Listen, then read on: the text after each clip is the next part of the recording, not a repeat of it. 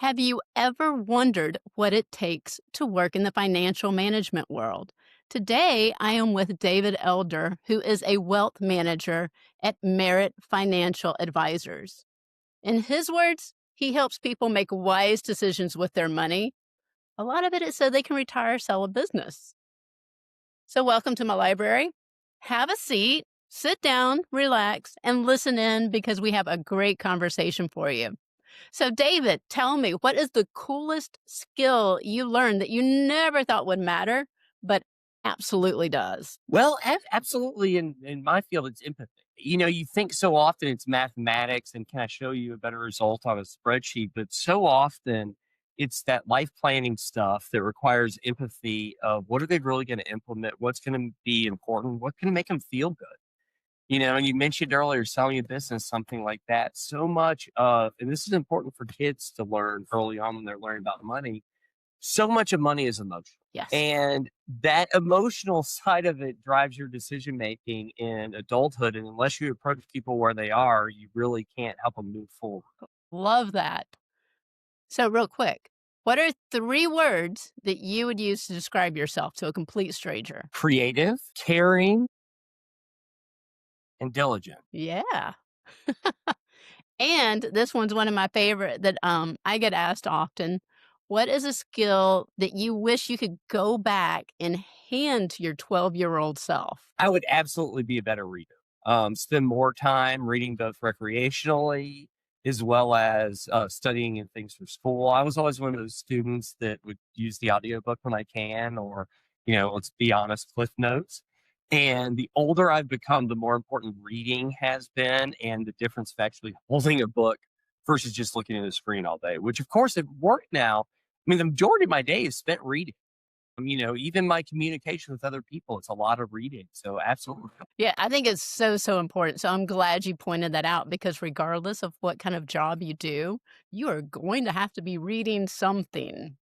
Well, and in my field, the way you write to people, which is connected to reading, you become a better writer, in my opinion, by reading Yeah. in a lot of ways. You can make it sound so cold or so warm and send the same message. And when you're delivering messages about people's money, that's really important. You want to write that, in a way, again, that relates to them and not just reporting simple data.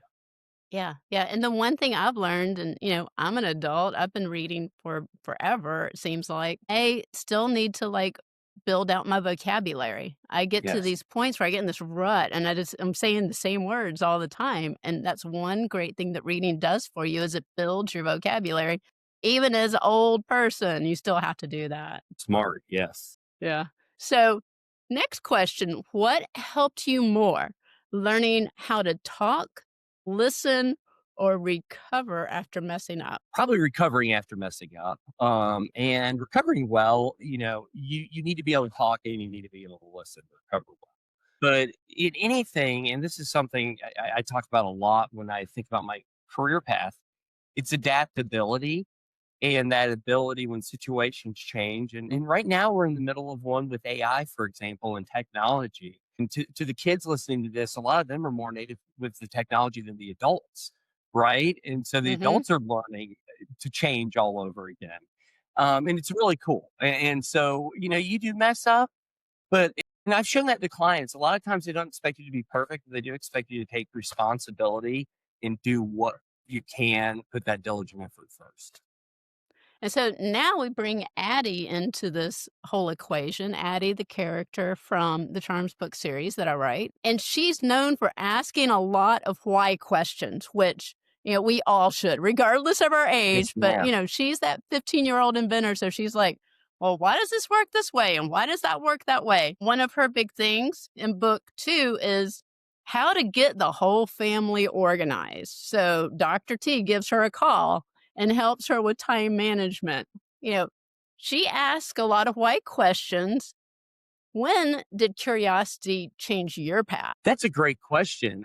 Actually, this is into skills I have also, but I had an undergraduate degree in music and really loved that, really thrived in it until I got to the point where I needed to actually make some money, which made me start reflecting on money differently.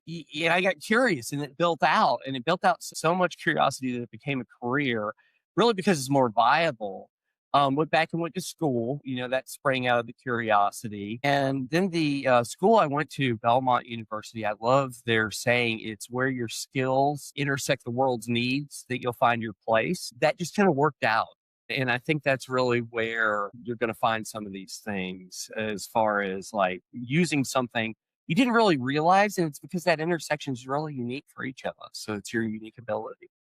Yeah, yeah, and when we were talking earlier, you mentioned how music and math are so related to each other, and I Very think much. that's yeah, such an important thing, and with your music background, So I I mean, think you're an showing it. important experience I had on that felt very musical was one time I made a mistake on a take home exam and didn't realize that they'd given us a formula sheet. And we'd learned enough in the class where if they didn't give us a formula sheet, we could kind of figure it out.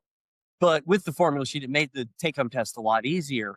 And I spent hours trying to figure out these formulas. And no joke, it felt a lot like spending hours composing a piece of music as far as the Mhm. parts of my brain and the way that it connected things. And this variable does this, how does this do? And at that point, I really saw it as this diverse and different way of organizing variables. Absolutely. So, what skill and I love this question, what skill helped you say yes or no at the right time? Gosh, that's a very hard question. I would say my faith. I would say that that's the thing that I believe really gets me that down in my gut, kind of true self, maybe me in relation with my higher power and knowing the right path. Because when you get off course there, even if you're making money, it feels wrong. Even Mhm. if you're having success, it feels wrong. And when you get back there and it feels right, sometimes that will slow you down. Here we had the blessing of going to Puerto Rico and walking at this labyrinth by the beach where it's all meant to slow you down, right? While you think and ponder about it.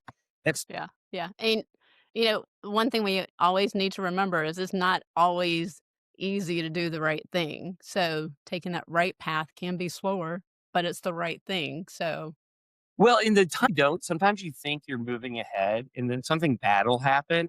You just get this awful pit in your stomach of, oh my gosh, I could have done this differently. And you don't want that feeling. That's where regret comes from. And the older you get, the wiser you get at avoiding future. yeah, yeah. Well, thank you for being on the show with us, David, and thank you for watching Books That Build Skills. If today's story sparked an idea, gave you courage, or helped you see what's possible, then it did its job. Remember, skills aren't born, they are built. One choice, one challenge, one brave step at a time. So hit subscribe, share this with someone who needs it, and keep exploring, building, reading, and dreaming big. I'm Loxley Brown. This is Books That Build Skills, and you're just getting started.